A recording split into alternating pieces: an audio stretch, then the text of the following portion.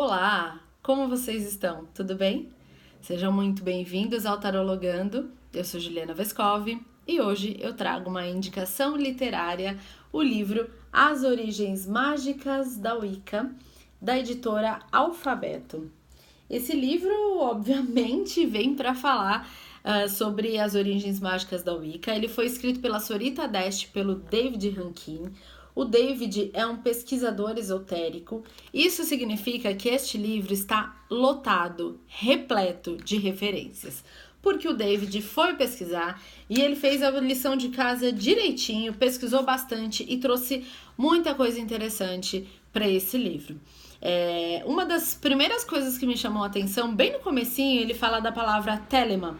É a palavra grega para vontade. E a gente tem um tarô que se chama o tarô de Telema, ou Telemá. Então, logo de cara, já fiquei interessada, porque eu acredito que, como boa geminiana que sou, eu gosto muito de saber. Eu sou muito curiosa, eu gosto de me aprofundar nas coisas. Então, como ele carregou aqui de referências e trouxe muita coisa interessante mesmo, já acendeu ali a vontade de ler e de me aprofundar mais nesse livro. Ele traz aqui, logo no começo, eles trazem uma parte do livro falando do escritor do Senhor dos Anéis, né, e do Hobbit, que ele já trazia essa questão de magia e de bruxaria nos escritos, nos livros dele, né? Então eles trazem aqui, mais de 20 anos antes de Tolkien, Lewis Spence fez algumas referências ao termo Wicca em seu livro Uma Enciclopédia sobre Ocultismo, publicado em 1920, dizendo, entre outras coisas, o sistema de magia anglo-saxão era claramente teutônico. Seus aspirantes à bruxaria eram chamados Wicca. Então, eles estão trazendo isso por quê? O que eles querem dizer aqui? Eles querem trazer a origem, né? Da onde que surgiu? Por quê? Porque surgiu aí uma polêmica sobre um homem, se ele que teria sido a pessoa que inventou a Wicca ou se ele apenas teria sido aí o difusor da religião. Então Gardner ele foi um grande difusor da Wicca, assim, mas através até da leitura e do tanto de referência que eles trazem, que os autores trazem, acredito que não foi a pessoa que inventou. Eu acredito que ele difundiu, sim, levou a outro patamar, espalhou, né, deu força, mas não foi a pessoa que criou. Então eles trazem várias referências de várias épocas aí, onde eram citados termos ou práticas parecidas com a da Wicca e da onde que pode ter sido inspirado para daí trazer o surgimento da religião. Então eles colocaram aqui essa questão de Tolkien e eles continuam. No livro Magia Cigana, publicado em 1889 por Leland, autor de Arádia, encontramos ainda uma referência anterior usado por ele em uma nota de rodapé como parte de uma definição para a palavra witch, abre aspas. Witch, do inglês medieval witche, masculina e feminina, um mago, uma bruxa. No anglo-saxão, Wicca, masculino, e Wicca, feminino. Wicca é uma corruptela de Wictiga, popularmente usada como uma abreviação de Witega, um profeta, um vidente, um mago ou feiticeiro. Então aqui é sobre a origem da palavra Wicca, né? Da onde teria surgido. Tem uma outra parte muito interessante, porque justamente a gente está falando que a Wicca ela não foi inventada, ela foi surgindo de acordo com práticas que já existiam, né? E uma dessas práticas a gente está falando sobre a velha religião, onde as pessoas já cultuavam, as pessoas já tinham aí os momentos, não só as práticas e os rituais, mas também as datas importantes e comemorativas. Então aqui eles colocaram assim: acreditava-se que o comparecimento à missa trazia benefícios como, por exemplo, um parto tranquilo, proteção em viagens ou a recuperação de bens perdidos. A água benta poderia ser bebida para curar doenças ou aspergida nas casas para proteção e nas plantações para boas colheitas. Santos, com seus poderes correspondentes, formavam um panteão cujos ritos sazonais preenchiam o ano. Chega a ser irônico que justamente o catolicismo, que produziu tanta literatura e tanto fervor anti-bruxaria, não tenha sido visto sobre a mesma ótica, ou seja, não tenha sido visto também como algo maligno. Essa rejeição das práticas católicas pagãs é bem ilustrada em um manuscrito escocês do século XVII, no qual antigas práticas populares e o catolicismo são misturados em uma descrição das práticas abandonadas pelos bons e íntegros frequentadores da igreja. Ou seja, a galera teve que renunciar aí à antiga religião, aos ritos, as práticas que eles tinham, porque todo mundo teve que se converter ao catolicismo, porque senão você era impuro, você era bruxo, você queimava, literalmente, né? Então, eles trazem assim, eles renunciaram solenemente o dia de Lamas e o domingo de Pentecostes. Candlemas, Beltane, Pedras Cruz, imagens, as festas com nomes de todos os santos e todos os remanescentes do papado, Iule ou Natal. Superstições e despedidas, bem como o Domingo de Ramos, o quinto Domingo da Paixão, o 29 de maio, dedicado por essa geração à profanação, o Domingo de Páscoa, o Dia de Todos os Santos, a véspera do Ano Novo e o Dia de São Valentim. E aqui a gente está falando justamente sobre a população que tinha suas datas comemorativas e simbólicas e que tiveram que ser substituída aí pelos santos, pelas comemorações. A mais conhecida de todas é o Natal, né? Que foi implantado pelo catolicismo e que antes era Iule. Ou seja, já existia ali uma comemoração. As pessoas não iriam abandonar, não iriam deixar de comemorar, então eles foram obrigados a colocar ali uma data cristã, uma data católica. E eles fizeram isso com várias outras comemorações da antiga religião, da religião pagã. Então, é muito interessante, né? Com isso, eles vêm mostrando quão antiga, né, que é a religião, não a Wicca em si, mas da onde vêm as raízes. Eles trazem um capítulo que se chama Em Direção aos Mistérios, e aqui eu sublinhei. A Wicca contém 3 cerimônias de iniciação. A primeira dessas iniciações, a pessoa se torna um iniciado. Na segunda e na terceira, marcam pontos subsequentes de aprendizado e de entendimento, que então qualificam o iniciado a ensinar e a iniciar outros. É um costume que a iniciação wicana seja transmitida do homem para a mulher e da mulher para o homem. Inclusive, eles até falam depois, mais pra frente, que essa questão de passar de homem para mulher, de mulher para homem, já não é mais tão respeitada nos dias de hoje, né? Que isso acabou se perdendo. Eles falam aqui, o primeiro grau é onde você é um bruxo e sacerdote ou uma bruxa e sacerdotisa. No segundo grau, você é o alto sacerdote ou a alta sacerdotisa. E no terceiro grau, o alto sacerdote Magnus ou a alta sacerdotisa e bruxa rainha. Que tudo! O primeiro grau é o ingresso no Coven e na Wicca, às vezes chamada de renascimento e frequentemente acompanhado pelo recebimento de um novo nome que é usado apenas durante as cerimônias do Círculo Mágico e é conhecido como nome mágico ou nome da arte.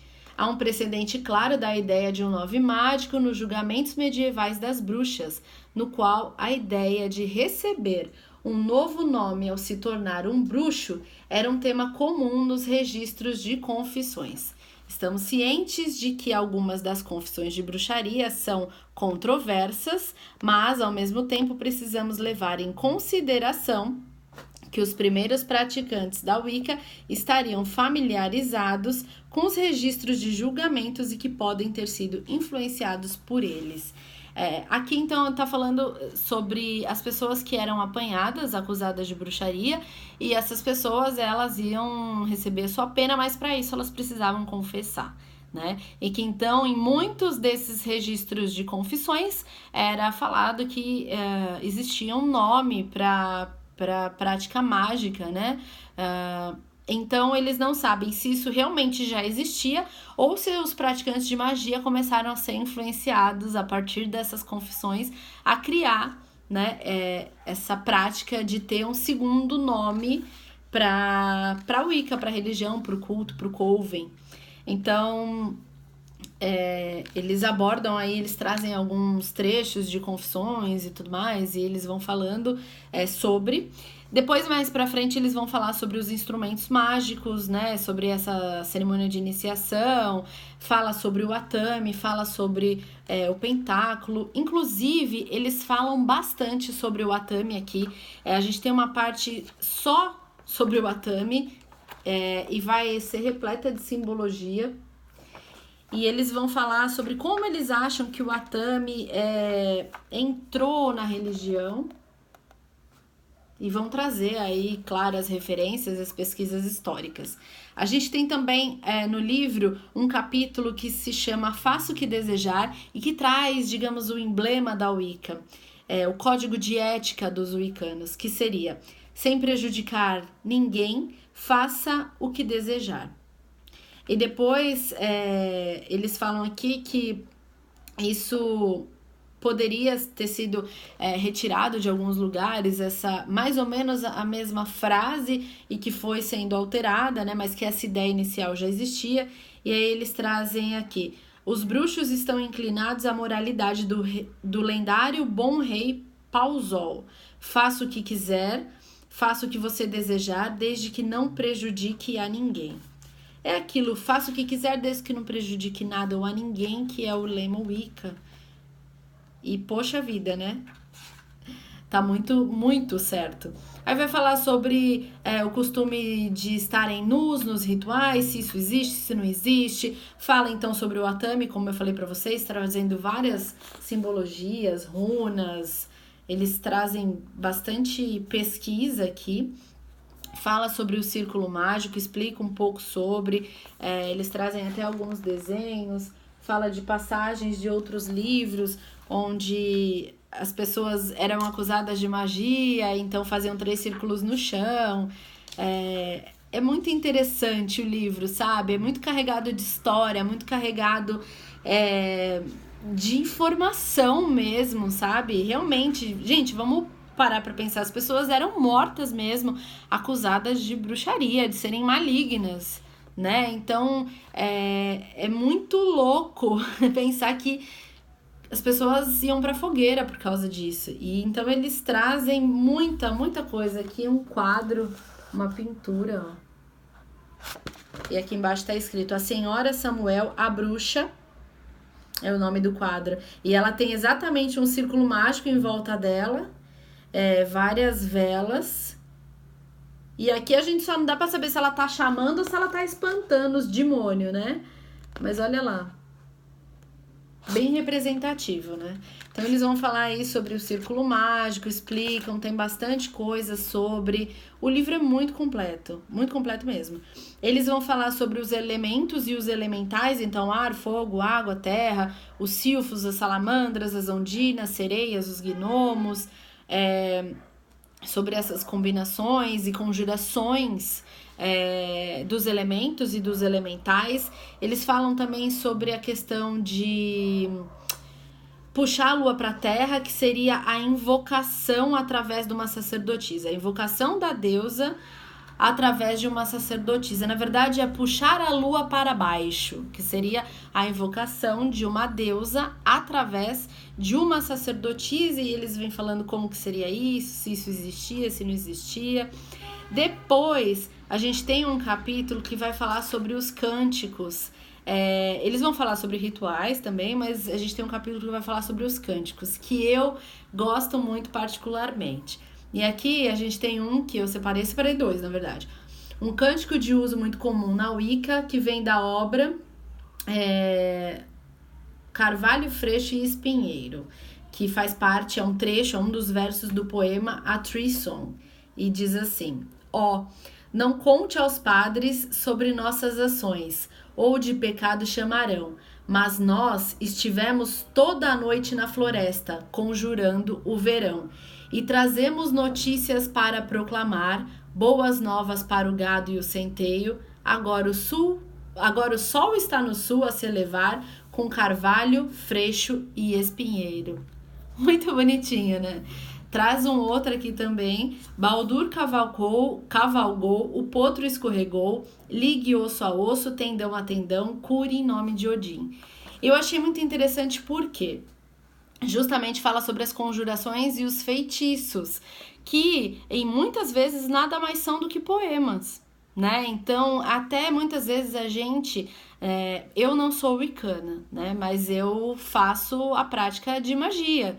São os rituais, são os banhos, enfim, tudo que a gente faz mexendo com energia, a gente tá fazendo magia.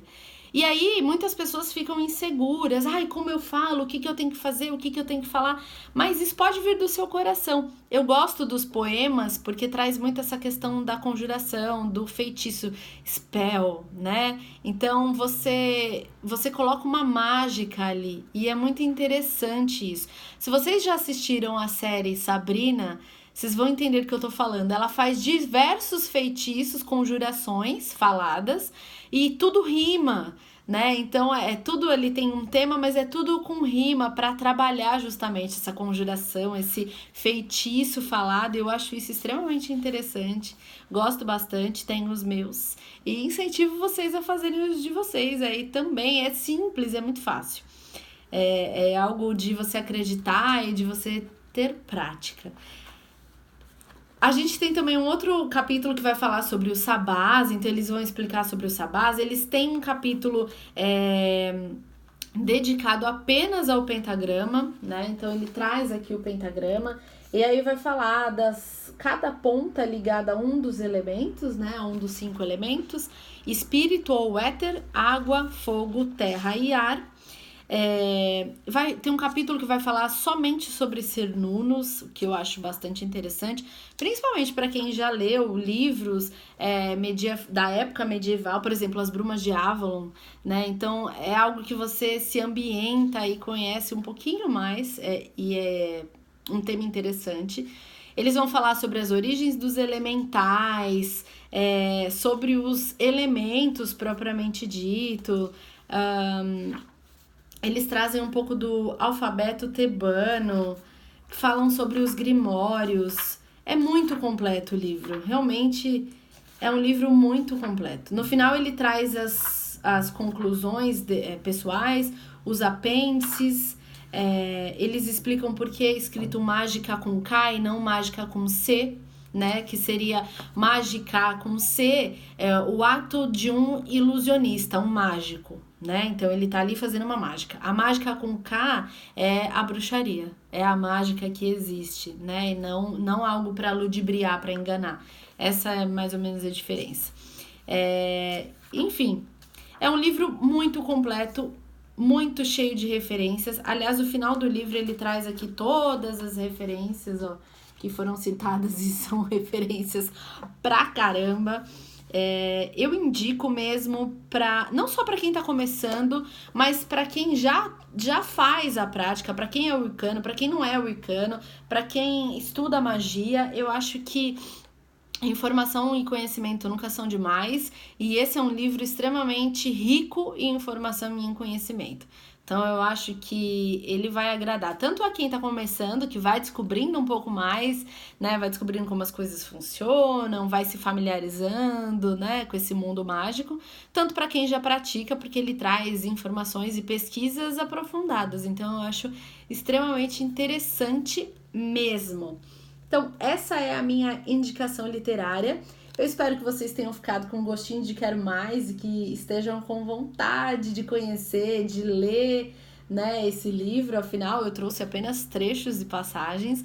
Então, eu espero que tenha despertado aí em vocês a vontade de conhecer mais essa obra, de ler e de se aprofundar aí, tá bom? Eu gosto muito da Editora Alfabeto. A Editora Alfabeto, ela tem vários títulos desse mundo holístico, e aí tem para todos os gostos. Inclusive eu tenho um outro livro deles aqui, se chama Segredos da Magia, também é uma indicação literária. Se vocês quiserem, depois eu posso fazer outro livro, outro vídeo falando dele. É um livro bem assim para iniciantes. Gosto bastante, traz assim receitinhas de magia, sabe? Vai falando sobre o simbolismo, o que significam os amuletos, os talismãs, traz banhos, é bem completinho, assim, para os iniciantes, fala sobre velas, sobre incensos, então é bem legal, eu gosto bastante, comprei ele logo no comecinho, mas a editora tem títulos sobre a Grande Mãe, tem títulos de cristais, vai ter pro povo cigano, Santa Saracali, tem muitos títulos aí desse lado esotérico, né, holístico, dentro da editora. Vale a pena vocês pesquisarem, se informarem, porque eles têm muitos títulos bons mesmo, viu? Eu agradeço muito a editora por ter se lembrado de mim, por ter me enviado esse presente. Eu gostei muito, muito obrigada, Editora Alfabeto.